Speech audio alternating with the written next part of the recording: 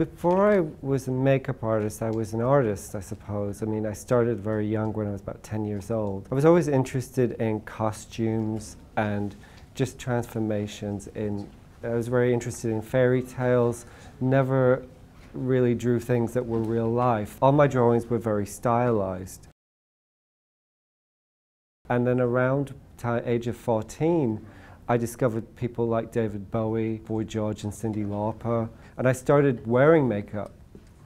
So that's really when the makeup became something that I was using the same way that I had used paint to create images.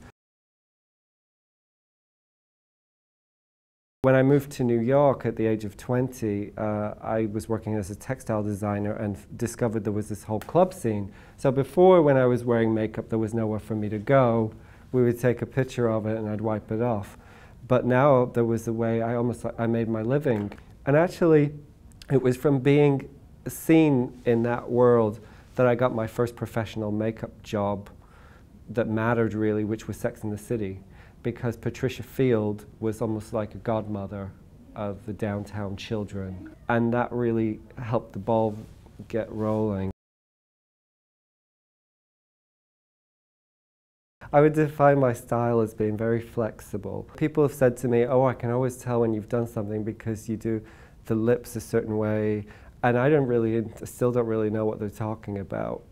But, you know, I guess you have in your mind's eye when something looks right. I don't like to send anything out that looks ugly. It can be bizarre.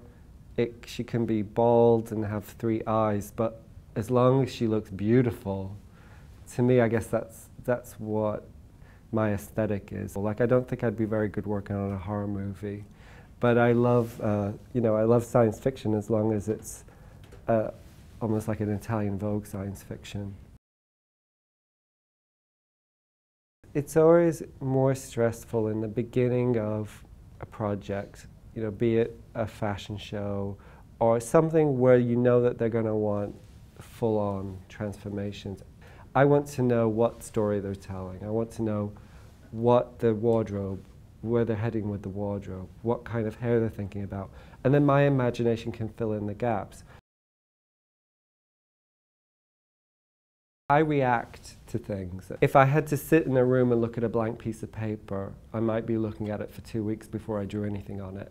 And doing makeup, you're really reacting, you're very stimulated, and it's always something new. I didn't really plan on being a makeup artist, so I'm very lucky that, I ended up in the right place.